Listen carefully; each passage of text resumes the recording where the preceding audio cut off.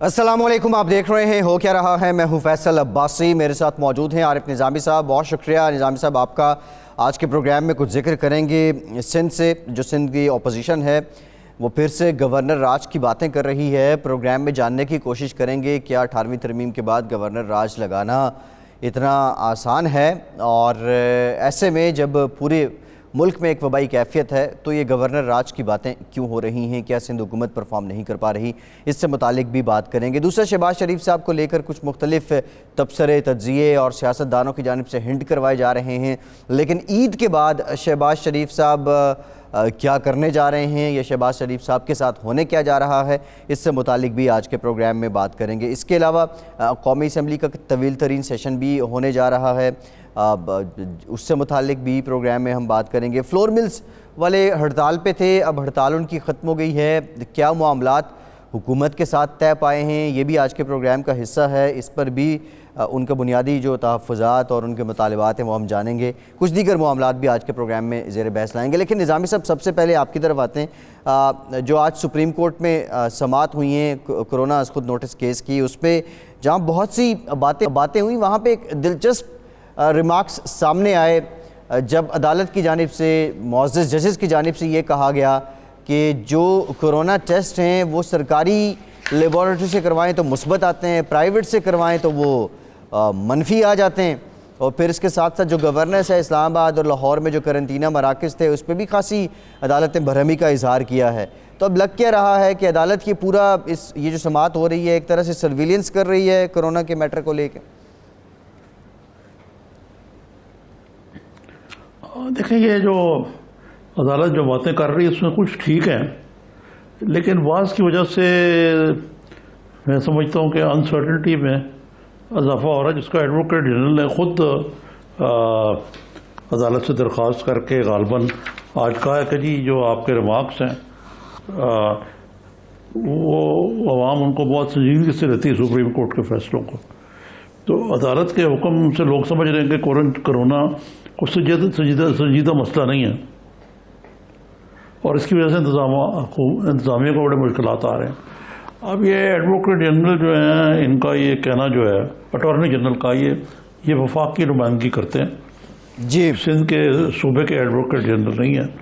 तो ये मेरे ख्याल से इसमें कोई थोड़ी सी सदाकत है कि अदलिया के जो फैसले हैं उनको लोग सीरियसली लेते हैं, बिलखुसूस एक ऐसे माहौल में जहाँ के पहले ही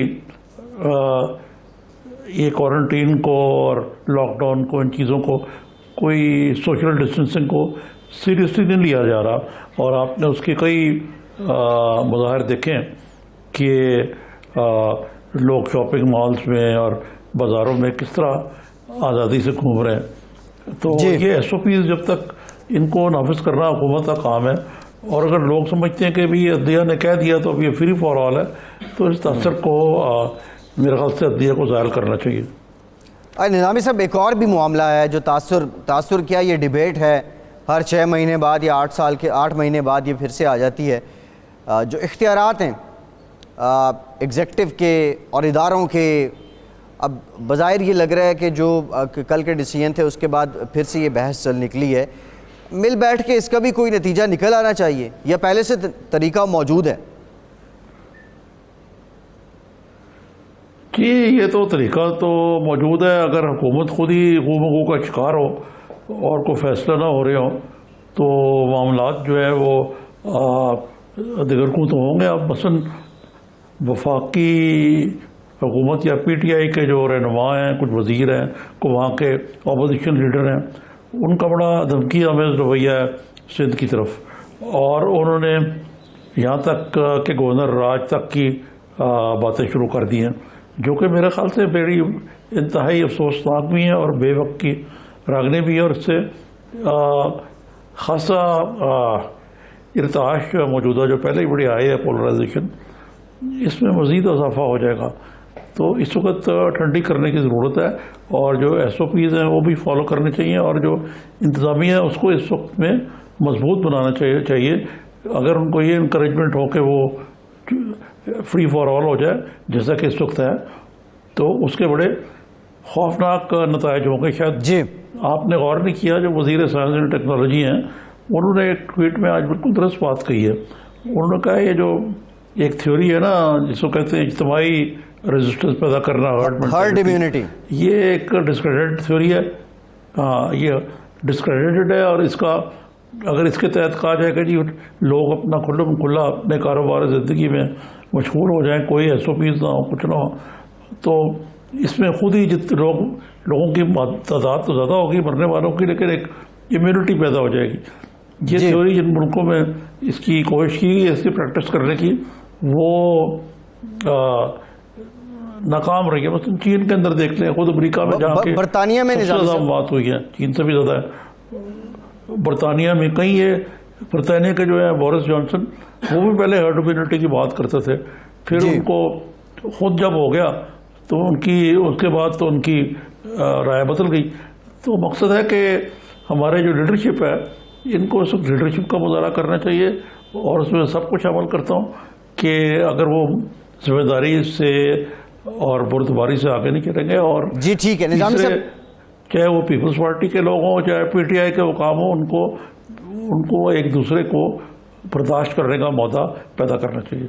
जी ठीक है। अच्छा, एक ब्रेक लेते हैं, ब्रेक के बाद ये जो गवर्नर राज वाली आप कर रहे थे, फिर से सिंध के अपोजिशन लीडर ये मुतालबा इन हालात में क्यों कर रहे हैं, ब्रेक के बाद इस पर बात करते हैं।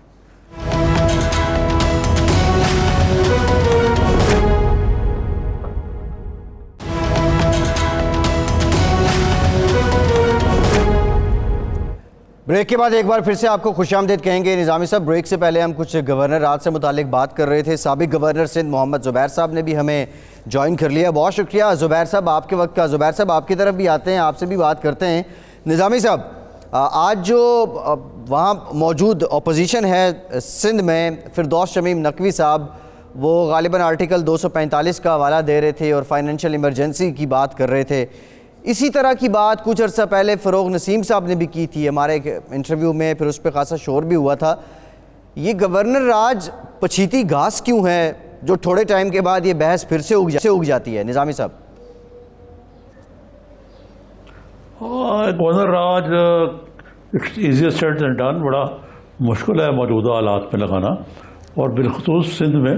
और जहाँ तक मेरे कुछ नाक़िस इल्म का तल्लुक़ है, 18वीं तरमीम के बाद ये कोई इतना आसान मामला भी नहीं है, लेकिन अगर लगा भी दी जाए बहस की खातर, तो इसके जो सियासी महरक़ात हैं वो पाकिस्तान के लिए और पाकिस्तान की फेडरेशन के लिए इंतहाई खौफनाक होंगे।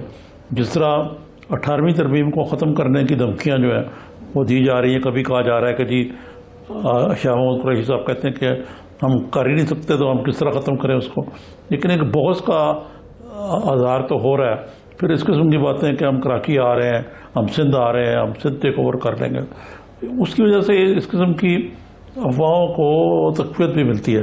तो मेरा तो ज़ुबैर साहब से ये सवाल है। ज़ुबैर साहब अस्सलाम वालेकुम, आप ख़ुद भी गवर्नर रहे हैं, आप ये बताइए कि गवर्नर राज अगर लगाना भी चाहें तो आइनी तौर पर इसके लिए क्या रिक्वायरमेंट्स हैं? देखा, एक तो आईनी तौर पर तो वो तो आइन के हिसाब से लगाया या नहीं लगाया, वो तो निज़ामी साहब आपको पता है कि अगर गवर्नर राज लगता है तो उसके जो भी रीजंस दिए जाएंगे वो चैलेंज होगा कोर्ट पे, और कोर्ट पे डिटर्मिन करेगा कि क्या वो वैलिड ग्राउंड्स थे। जाहिर है गवर्नर राज का कॉन्स्टिट्यूशन में, आइन में जिक्र तो है, लगा तो सकती है वफाक, लेकिन उसके लिए क्या वो चीज़ें महरक़ात वो मौजूद हैं इस वक्त कि आप सिंध में लगा सकते हैं? मेरा तो ख्याल है और आपका भी यही ख्याल है कि बिल्कुल ऐसे कोई ग्राउंड्स है ही नहीं कि जहां एक सिस्टम चलना according to the provincial government इतनी नाकारा हो गई है कि वो किसी चीज़ में सपोर्ट नहीं कर सकती वफाक को in the running of the affairs of the province of Sindh. तो इस वक्त तो कोई ग्राउंड्स है ही नहीं। मेरा ख्याल है कि सिर्फ डराने धमकाने के लिए किया जाता है, और बावजूद इसके कि इस किस्म की पहले भी अटैम्प्ट्स आपको पता है 2-3 दफ़ा हो चुकी हैं। और आपको ये याद होगा कि आपसे कुछ साल पहले इतना सीरियस हो गया था कि वफाकी वज़रा आके MQM के हेडक्वार्टर्स भी यहाँ एक शो ऑफ स्ट्रेंथ दिखाने के लिए कि जी हम लगाने के, फिर एक वक्त आता है कि जी हम टॉपल भी करने के लिए तैयार हैं विदाउट इम्पोजिंग गवर्नर रूल। तो ये इससे जाहिर है एक अनसर्टिनिटी का पहलू है, वो फैलता है। कोरोना एक अलग एक थ्रेट है, उसको लड़े उसको छोड़ के कभी हम इसमें चले जाते हैं 18th अमेंडमेंट को चेंज करने के लिए, और सडनली एक डिबेट होती है कि जी वफाक NFC अवार्ड जो प्रेजेंट है उसके बेसिस पर चल ही नहीं सकता, क्योंकि रिसोर्सेज उसके पास बचते ही नहीं है, और सूबे जो हैं वो उसकी सपोर्ट में हैं, या तो वो कट एक्सेप्ट करें या वो जो वफाक जिन चीज़ों के लिए रिस्पॉन्सिबल है, ये वो चीज़ें हैं जो कि मेरा ख्याल है सिर्फ अनसर्टिनिटी को जन्म देती हैं, और जी ना मईशत के लिए ठीक है ना किसी और चीज़ के लिए ठीक है। जी जी। तो ये आप एक और मसला जो है, एक तो ये है कि गवर्नर रूल जो है, ये इसका जो मेरा को तफसर है कि सिर्फ वो पार्लियामेंट से इसकी तौसीक भी करानी पड़ती है, वो भी इतना आसान नहीं होगा। लेकिन अब एक और मसला ये है कि शहबाज शरीफ साहब के इर्द गिर्द वो जो घेरा तंग किया जा रहा है, शहजाद अकबर साहब रोज़ तकरीर कर देते हैं, एक नए नए इल्ज़ाम लगा रहे हैं। ये भी कहा गया है कि जी शेख रशीद साहब फरमाते हैं कि इनके ऊपर ECL में शर डालना पड़े इनको दोबारा। तो एकदम ये जब से शहबाज शरीफ साहब वापस आए हैं, ये एक नई इल्गार क्यों हो गई इनके खिलाफ? देखिए जाहिर है हम तो असेसमेंट ही कर सकते हैं, और हमारे असेसमेंट के हवाले से ऐसा है कि जैसे ही प्रेशर आना शुरू हुआ है, बहुत अरसे से प्रेशर है वफाकी हुकूमत पर, और वो समझते हैं कि जी अगर कल को हमारी हुकूमत को ख़तरा होता है because of the non delivery governance में, मईशत के हवाले से, फॉरेन पॉलिसी के हवाले से, और लोगों में मायूसी आती है, तो अल्टरनेट क्या है, ऑप्शंस क्या हैं इस वक्त पाकिस्तान में। पाकिस्तान मुस्लिम लीग नवाज हमारे ख्याल से पहले भी थी और अब भी इज़ द बेस्ट ऑप्शन, पहले भी सबसे ज़्यादा पॉपुलर पार्टी थी, तो सबसे ज़्यादा ख़तरा उसके प्रेसिडेंट से ही होगा। वो एक चैलेंज है जो इमरान खान के लिए खड़ा है, तो वो उसको दबाव में डालना, एक तो ये हो सकता है कि वो पॉलिटिकली उनको दबाव में डालना जो शुरू दिन से है। और मैं याद दिला दूं आपको तो पता होगा आपके नाज़रीन को कि पहला अरेस्ट जो पाकिस्तान में हुआ था जब पाकिस्तान तहरीक साहब की हुकूमत आई थी अक्टूबर के पहले हफ्ते में, तो वो शहबाज शरीफ साहब ही थे। पहला अरेस्ट जो किया गया था, जो कि शौक सब हो गए थे कि जी शहबाज शरीफ साहब ने तो कभी इस किस्म की कन्फ्रंटेशन की पॉलिटिक्स ही नहीं की है, तो उनको क्यों इतना टारगेट किया जाता है। और उसके बाद से लेके उनके ख़ानदान को, स्पेसिफिकली शहबाज शरीफ साहब के ख़ानदान को, बाकी नवाज शरीफ और उनको भी किया गया है और बहुत ज़्यादा किया गया है। बट अगर आप देखें, हमजा शहबाज इस वक्त वाहिद PMLN के लीडर हैं जो इस वक्त अंदर हैं, तो मेरा ख्याल है एक तो टारगेट करने का बड़ा क्लियर एक पॉलिटिकल रीज़न है, और हालांकि इसमें इतनी बेवकूफ़ी है कि वो समझते हैं कि टारगेट करेंगे तो वो चुप करके बैठ जाएंगे, और उसके बाद शायद हमें वो उस तरह से डिलीवरी करने की ज़रूरत ना पड़े, क्योंकि एक चीज़ का तरीका है जो इमरान खान साहब को समझने की ज़रूरत है कि जब तक वो डिलीवर नहीं करेंगे तो जितने लोगों पर केसेस भी बना देंगे और अंदर भी बंद कर देंगे। और लास्ट टाइम मैं निज़ामी साहब आप जिक्र ज़रूर करूँगा कि जब शहबाज शरीफ साहब को सुप्रीम कोर्ट ने, लाहौर हाई कोर्ट ने पहले बेल दी थी, तो नैब चली गई थी सुप्रीम कोर्ट, और सुप्रीम कोर्ट ने जब लिखा था फॉर्मर चीफ जस्टिस ने कि हमें ये नहीं समझ आ रही कि इसमें करप्शन का एलिमेंट कहाँ है, और उसके बेसिस पर जब उन्होंने ऑब्जर्वेशन दी थी, तो नईम बुखारी साहब रिप्रेजेंट कर रहे थे नैब को, जो कि PTI के रुकन है, उन्होंने फिर विड्रॉ कर ली थी जो वो लेके गए थे अपनी गुजारिश सुप्रीम कोर्ट में। तो पहले भी इतनी शर्मिंदगी उठानी पड़ी है, फिर दोबारा से शुरू हो गए। The whole idea is to continue to put pressure, और उसमें शायद 18th अमेंडमेंट के लिए या उसी के लिए शायद कुछ नेगोशिएट करना चाहते होंगे, और तो कोई रीजन नहीं समझ आता। तो आप लोग तैयार है नेगोशिएट करने के लिए? नून लीग तैयार है 18th अमेंडमेंट पे नेगोशिएट करने के लिए? 18th अमेंडमेंट हो या कोई और अमेंडमेंट हो, 18th अमेंडमेंट में तो बहुत से आर्टिकल्स हैं, कोई एक चीज तो नहीं है कोई किसी चीज के हवाले से, और उसका लिंकेज फिर डायरेक्टली बनता है NFC रिसोर्सेज जो प्रोविंसेस को। एक तरफ आपने 18th अमेंडमेंट की, और आपने बहुत से जो इश्यूज थे जो कि 1973 कॉन्स्टिट्यूशन के हिसाब से सूबों के पास थे, जब सूबों को आपने इख्तियारात दे दिए तो उनको फंडिंग भी उसी के हिसाब से दी थी। सो दोनों इंटरलिंक्ड है, NFC award and 18th amendment. उसमें अगर हुकूमत समझती है कि 18th अमेंडमेंट में कुछ चेंजेस की जरूरत है, हालांकि जो जनरली आया है उसके हिसाब से तो कोई समझ से बाहर है। और मैं ये निज़ामी साहब आपको बताऊं कि इसकी ये क्यों छेड़ा गया है 18th अमेंडमेंट को, क्योंकि PTI ने एक आर्ट को मास्टर कर लिया है, जस्टिफाइंग फेलियर। तो तो कुछ भी फेलियर होते हैं तो उसके लिए वो कुछ ना कुछ बहाना ढूंढते हैं। अब ये लेटेस्ट जो है 18th अमेंडमेंट थी, 18th अमेंडमेंट जब तक रहेगी वफाक उस तरह से डिलीवर नहीं कर सकता। और अगर एनएफसी अवार्ड जिस तरह से है, तो पिछली हुकूमतों ने भी उसी 18th अमेंडमेंट के साथ काम किया था या एनएफसी अवार्ड की रिसोर्सेज के साथ काम किया था। तो हम तैयार हैं, अगर कभी भी तैयार हो सकते हैं। कोई स्पेसिफिक अगर कोई आर्टिकल है और उसका मंतक बनता है चेंज करने का, तो बिल्कुल हम तैयार हैं। लेकिन उसका तरीकेकार ये नहीं है आप स्पेकुलेट करना शुरू करते हैं और छोड़ दें, और उसके बाद आधे वजीर कह रहे हो ऐसी कोई बात नहीं अंडर कंसिडरेशन, आधे वजीर कह रहे हो कि ये जरूरी है। तो अभी तो हमें ये भी नहीं पता कि वफाक संजीदा भी है इसमें या नहीं है। जी ठीक है जुबैर साहब, एक ब्रेक लेते हैं, ब्रेक के बाद यहीं से का सिलसिला जोड़ते हैं, हमारे साथ रहिए।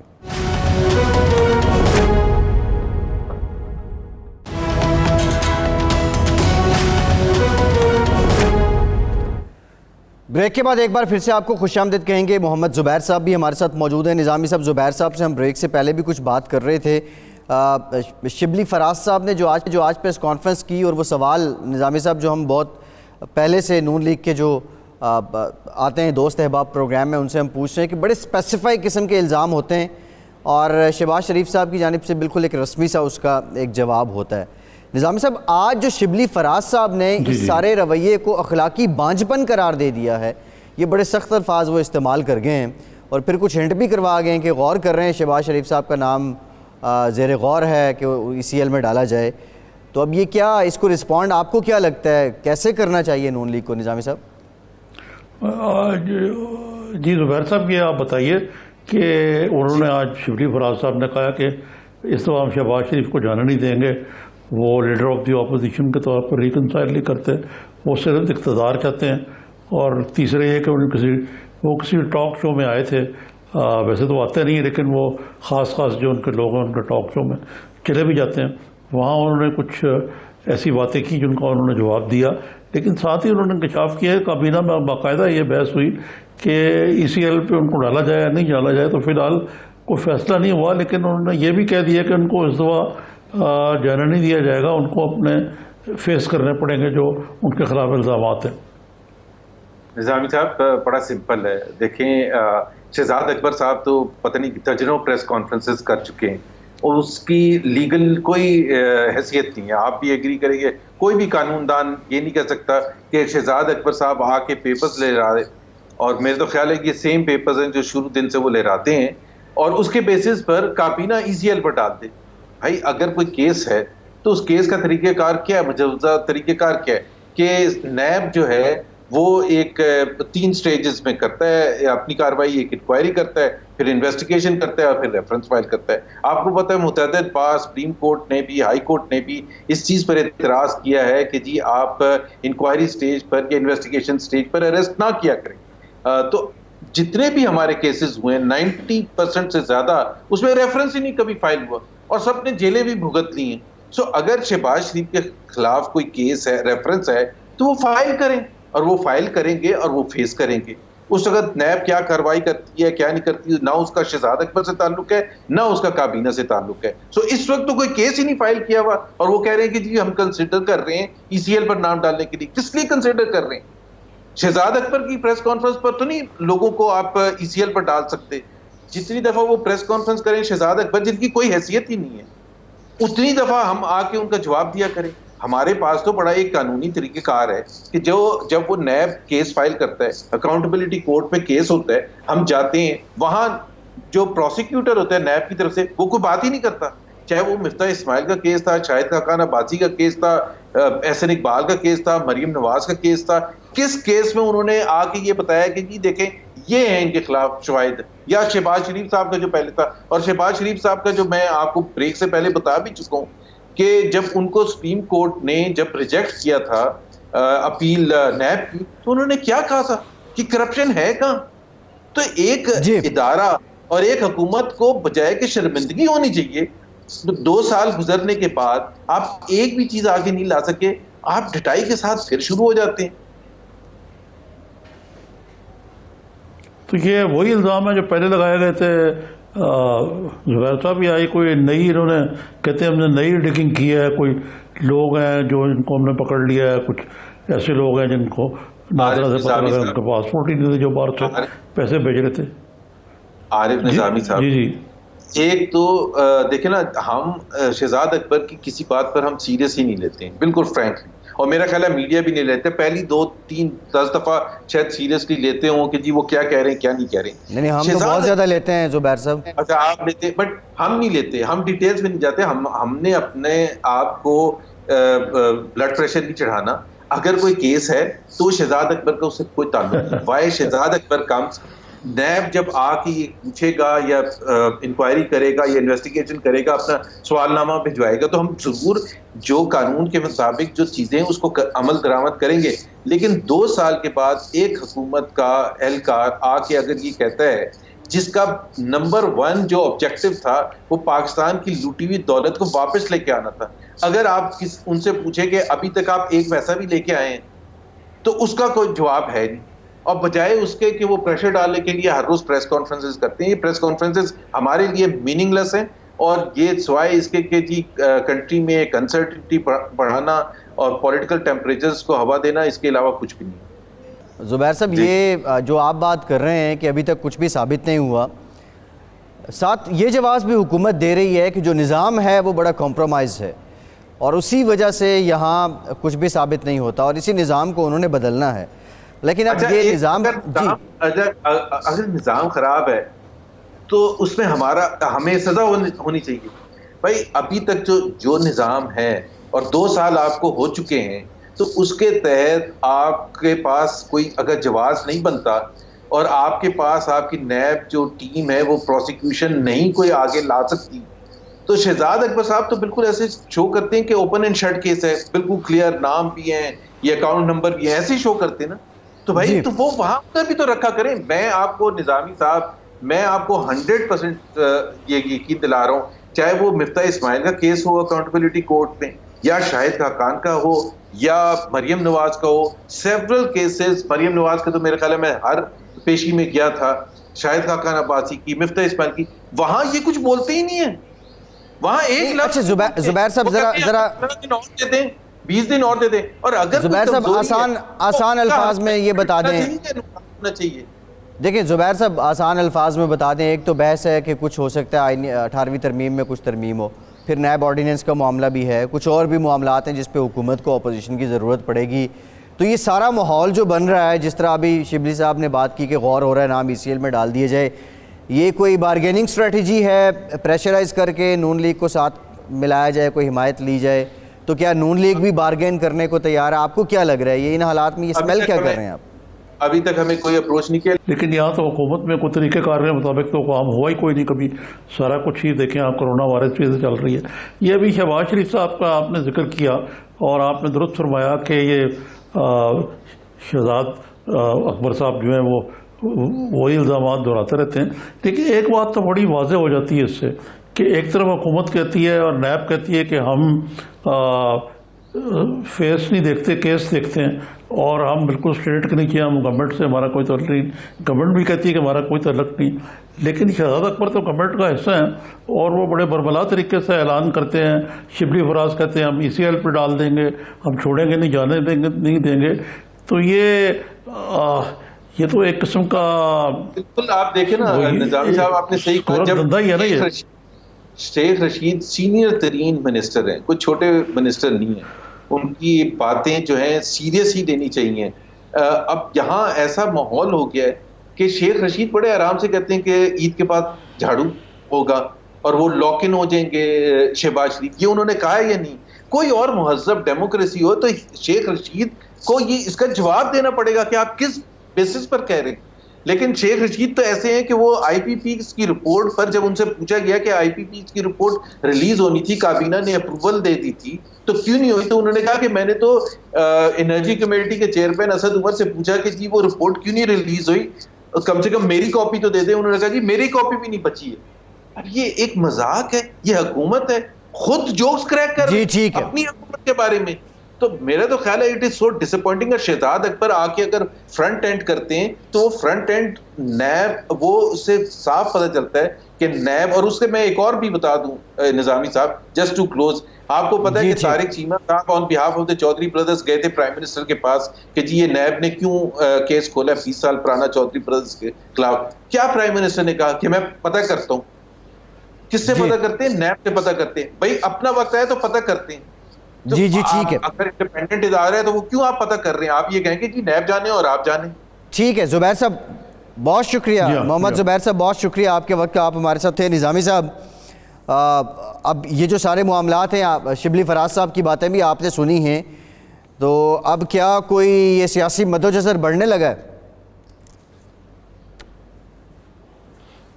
जी मेरा तो ख्याल ये है कि सिंपल बात यह है कि जो शेख रशीद ने शुरू में बात कही थी कि शहबाज शरीफ हलफ लेने आए हैं यहाँ, और उनका ख्याल है कि ये कोरोना वायरस की वजह से तब्दीली आनी चाहिए, वो शहबाज शरीफ इस तलज में वापस आ गए।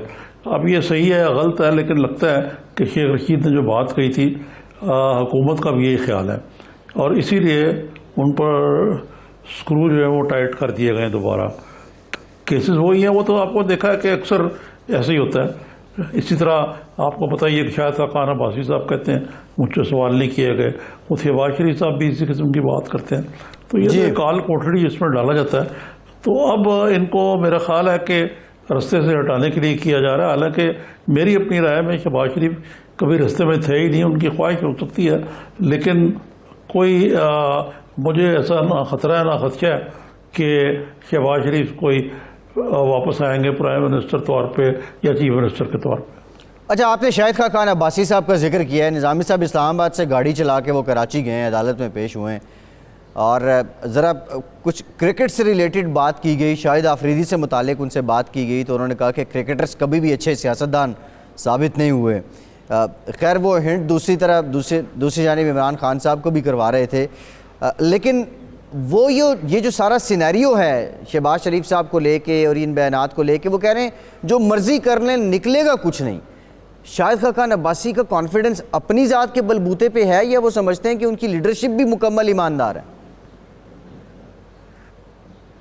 भाई देखें, दो बातें हैं, निकलेगा या नहीं निकलेगा। PMLN या उसके रहनुमा या शहबाज शरीफ कैसे कह सकते हैं कि जी हाँ ये बिल्कुल ठीक है, इसमें निकलेगा।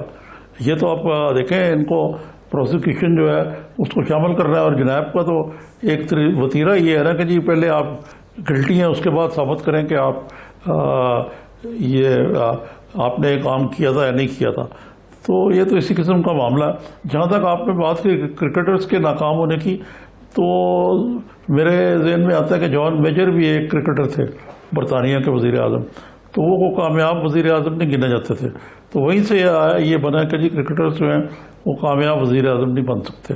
जहाँ तक प्राइम मिनिस्टर का तल्लक है, जहाँ तक इस तरफ उनका इशारा है, तो वो थे तो क्रिकेटर ही और वज़ीर आज़म बन गए।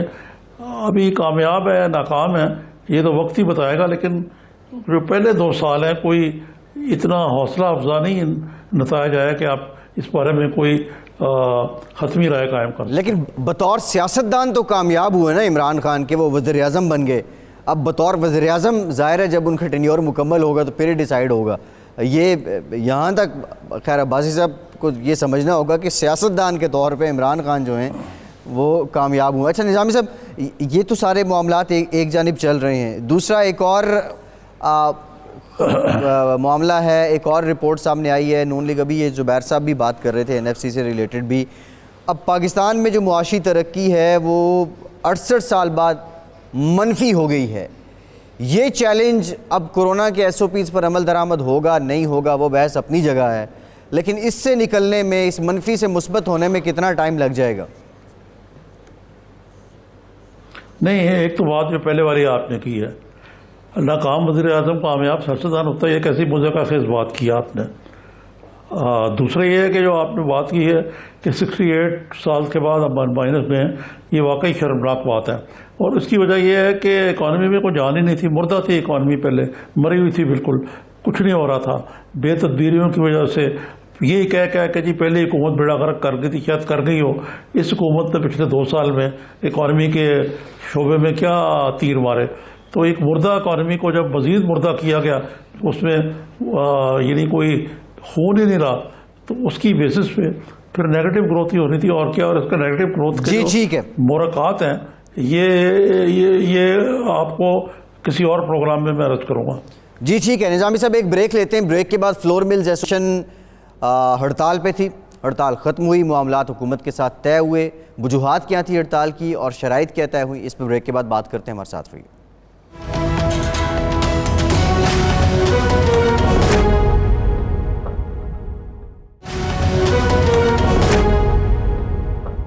ब्रेक के बाद एक बार फिर से आपको खुशामदीद कहेंगे। ब्रेक में हमें ज्वाइन किया है आसिम रज़ा साहब ने, आप चेयरमैन हैं फ्लोर मिल्स एसोसिएशन के। बहुत शुक्रिया आसिम साहब, आपके वक्त का आपकी तरफ आते हैं। निज़ामी साहब, आसिम साहब को जो आज इंगेज किया है उसका बुनियादी मकसद ये है कि 2 रोज़ पहले खबर आई कि फ्लोर मिल्स एसोसिएशन अब एहतजाज पे चली गई हैं और उसके बाद फिर अगर ये एहतजाज पे हैं तो मुल्क में एक आटे का बहरान, आटे की किल्लत पैदा हो सकती थी। लेकिन बाद में ये भी सुना कि पंजाब हुकूमत के साथ इनके मामलात तय हो गए हैं। वो तो आसिम साहब से जानेंगे बुनियादी मसला क्या है। लेकिन ये निज़ामी साहब, ऐसे वक्त में रुकावटें तो पहले भी होती थी, ज़िला इंतज़ामिया की बात कर लें, सिविल एडमिनिस्ट्रेशन की हम बात कर लें, लेकिन ये मामलात अब बढ़ते क्यों जा रहे हैं? हर कोई जिसको इंतज़ामिया कोई कार्रवाई करे भी तो वो एहतजाज पे क्यों चला जाता है? हाँ, लेकिन इसमें कुछ थोड़ी सी जस्टिफिकेशन भी है कि जहाँ तक मेरा इल्म है कि गंदम की फसल इस साल पिछले साल से अच्छी हुई है, इसके बावजूद कि बारिशें हो गई हैं, ज़्यादा गंदम है हमारे पास। लेकिन हुआ यह है कि अफ़गानिस्तान में गंदम जो है वो 1400 रुपये पे बिक रही है और यहाँ पे रेट शायद कोई 800 या 1000 है। इतना बड़ा फ़र्क है कि ज़ाहिर है कि अब ये गंदम स्मगल हो रही है, यहाँ तक मेरा ख्याल है। और जो मिलर्स हैं उनको पूरी मिल नहीं रही, फार्मर्स भी देख रहे हैं कि कीमत इनको कम मिल रही है, तो वो पूरी मेरे ख्याल से गंदम जो सरकारी प्रोक्योरमेंट है हो नहीं पा रही है। तो मेरा एक आउटसाइड व्यू है, लेकिन बेहतर ये है कि चेयरमैन साहब आपसे खुद पूछ लेते हैं कि सर ये क्या, इस क्राइसिस की बुनियाद क्या है?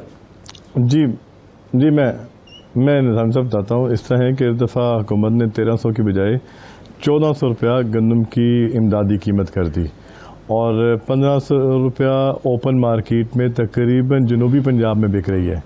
और अगर हम लें सेंट्रल पंजाब, लाहौर या इसके सबर्ब्स में गुजरांवाला 1550 का रेट है और पिंडी इस टाइम पे 1550 यहाँ पे है, पिंडी 1600 प्लस हो गया हुआ है। अच्छा, ये सारी सूरत हाल तो एक अपनी जगह पे, लेकिन हमें 72 घंटे की इस दफ़ा स्टार्टिंग में गवर्नमेंट ऑफ पंजाब ने इजाज़त दी कि हम स्टॉक रख सकेंगे। अच्छा, वो एक 12 रोलर बॉडीज़ के ऊपर तकरीबन 7200 बनती है। जो हमारा एहतजाज या जो स्ट्राइक की वजह बनी थी उसकी बेसिक कॉज ये थी कि एक तो हमें वीट की मूवमेंट विद इन पंजाब भी नहीं करने दी जा रही, दूसरी ये थी कि डिस्ट्रिक्ट एडमिनिस्ट्रेशन के जो अहलकार हैं और जो ऑफिशल्स हैं वो हमारी मिलों में ट्रेस पास करके तो जो गंदम पड़ी हुई है और जो कि सरकारी तौर पे पॉलिसी का हिस्सा है कि 72 घंटे हम रख सकते हैं, वो 5-5, 6-6 घंटे की गंदम भी उठा रहे थे। आप देखें, सबसे पहले ये वाक़या सरगोदा में हुआ और सरगोदा की तमाम मिलें आज 10 दिनों से बंद थी। उसके बाद सरगोदे के बाद गुजरात में यही वाक़ा दोबारा रिपीट हुआ और डिस्ट्रिक्ट एडमिनिस्ट्रेशन ने इंटरफेयर किया और वहाँ पे जितनी गंदम पड़ी हुई थी मिलों के अंदर उसको लिफ्ट करने के लिए अपने बंदे बिठा दिए और गंदम उठाई। और उसके बाद फिर मुल्तान के अंदर हर मिल में एहलकार गए, एसी साहिबान 3 जो तहसीलें थी उनके गए इकट्ठे होके और उन्होंने हमारी 120 बोरी भी जो सी है वो भी लिफ्ट की। तो जब आपके पास काम करने के लिए गंदम ही नहीं आनी, रॉ मटेरियल नहीं आना, तो मिले हम किससे चलाते? तो लिहाजा उस पर तमाम फ्लोर मिलर्स ने मुश्तरका ये फ़ैसला किया कि हम मिल्स को बंद कर दें। इसमें किसी किस्म का कोई पैनिक क्रिएट करना ये वो मकसद नहीं था, लेकिन सिर्फ ये कि अगर हुकूमत ने टारगेट्स इस दफ़ा डिस्ट्रिक्ट एडमिनिस्ट्रेशन को दिए थे और डिस्ट्रिक्ट एडमिनिस्ट्रेशन अपने टारगेट अचीव करने की वजह लिए वो तमाम मिलों के अंदर उसने रेड शुरू कर दिए थे, तो हमने इस वजह से तमाम मिलें बंद की। जी, तो ये अगर मैं ये कहूँगी इसमें ये जो हुकूमत अपने प्रोक्योरमेंट का टारगेट पूरे नहीं कर सके, इसमें ये कितना प्राइस डिफरेंशियल है। सुना अफगानिस्तान में बहुत ज़्यादा कीमत पे बिक रही है, इसकी वजह से स्मगलिंग भी हो रही थी। दूसरे कुछ ये तासर दिया गया कि ये जो मौजूदा अगर आटे की किल्लत रही तो यहाँ पे कैद पैदा हो जाएगा यानी आटे का। तो ये तसम ठीक है ये जो दोनों बातें। देखें, एक तो ये है कि अफगानिस्तान क्या आपका जी, तो जनूबी पंजाब से पिंडी गंदम नहीं जा रही, आपके लाहौर नहीं आ रही, इवन मुल्तान की मिलें अपनी गंदम अपने लिए नहीं खरीद पा रही, तो KPK और अफगानिस्तान तो बहुत दूर की बात है। KPK में ऑलरेडी गंदम नहीं है, वहाँ की मिलें बंद हैं। इसी तरह बलोचिस्तान चले जाएं, नसीराबाद के अंदर गंदम है, लेकिन नसीराबाद की गंदम बलोचिस्तान में कोयटा की और पशीन की तरफ जाने की बजाय सिंध में वहाँ के एहलकार नसीराबाद के फूड डिपार्टमेंट के पैसे लेके सिंध में जाने दे रहे हैं, लेकिन नसीराबाद की गंदम कोयटा और पशीन और इस साइड पे नहीं मूव कर पा रही। तो अफगानिस्तान तो बहुत दूर की बात है, हमारी तो यहाँ से गाड़ी लाहौर से अगर शेखुपुरा की या गुजरांवाला की तरफ भी मूव करे तो पकड़ ली जाती है, अफगानिस्तान स्मगल हो रही है। सबसे पहले तो इस चीज़ को सही करने की ज़रूरत है कि स्मगलिंग जब बॉर्डर पे होगी अफगानिस्तान की तो वो बताएं कितनी गाड़ियाँ हैं। चनाब के पुल पे या रावी के पुल पे अगर गाड़ी खड़ी कर ली जाती है और इसको ये कहा जाए कि अफगानिस्तान जा रही है, तो मैं समझता हूँ अभी पूरा पंजाब भी बाकी है और इसके आगे आपका KPK क्रॉस होना बाकी है। जी जी, क्रॉस होने के बाद जब बॉर्डर पहुंचेगी तो तब हम कहेंगे ये अफगानिस्तान जा रही है। तो अफगानिस्तान तो हमारी पिछले 1-1.5 साल से बिल्कुल किसी किस्म की ना कोई गंदम जा रही है ना गंदम की मसनूआत जा रही है। अच्छा आसिम साहब, ये जो आप स्मगलिंग की बात कर रहे हैं, आप इसको डिनाई कर रहे हैं, दूसरा ये बता दें, एक तो बुनियादी आपका मसला ये था कि डिस्ट्रिक्ट इंतज़ामिया आपको तंग कर रही है, दूसरा फिर ये कीमत से रिलेटेड भी है। अब आपकी बातों से लग रहा है कि ओपन मार्केट में अगर गंदम महंगे दामों मिलती है, आप महंगे दामों ख़रीदेंगे तो आवाम फिर तैयार रहें मज़ीद आटा महंगा होने के लिए। भाई एक तो बड़ा क्लियर सा है, पहले दो आपने क्वेश्चन किए, एक स्मगलिंग के हवाले से एक रेट्स के हवाले से। तो मैं मेरा ख्याल है पहले स्मगलिंग वाला बताऊं। स्मगलिंग जब मुल्क से बाहर जाएगी तो हम स्मगलिंग कहेंगे। अगर पाकिस्तान के अंदर कानून की 151 कॉन्स्टिट्यूशन के आइन के मुताबिक आप फ्री ट्रेड कर सकते हैं। अगर मैं मिसाल देता हूँ कि मेरी फ्रिज या AC बनाने की फैक्ट्री हो तो क्या मैं खाली कराची में लगा के कराची में सेल करूँगा या मैं पेशावर भी बेच सकता हूँ। इसी तरह अगर पंजाब 80% गंदम काश्त का हिस्सा पंजाब के पास है और प्रोडक्शन पंजाब करता है, तो पूरे पाकिस्तान की आवाम का हक है कि वो गंदम और गंदम की मसनूआत इस्तेमाल करें पंजाब की। इसमें कतन ये नहीं है कि खाली पंजाब के लोगों ने ही खाना है। इस तरह अगर होगा तो फिर बिहाड़ी में या मुजफ्फरगढ़ में या बहावलनगर में अगर गंदम की पैदावार ज़्यादा है तो फिर सबसे पहले उनका हक हो गया, फिर पंजाब में भी नहीं आएगी। इसलिए हमें 1 यूनिट पाकिस्तान के हवाले से मैं समझता हूँ कि within Pakistan there is no smuggling. तो हम तो चनाब के या रावी के पुल पे जो चेक पोस्ट लगी होती है वहाँ गाड़ी पकड़ के कहते हैं स्मगलिंग हुई। ये तासुर और ये खबर जब आती है तो वो देने से पहले सोचना चाहिए कि ये हम गलत बात कर रहे हैं। अफगानिस्तान के बॉर्डर पे आप पकड़ते हैं तो हम पकड़ें, ओके। अब आ जाते हैं रेट्स के ऊपर।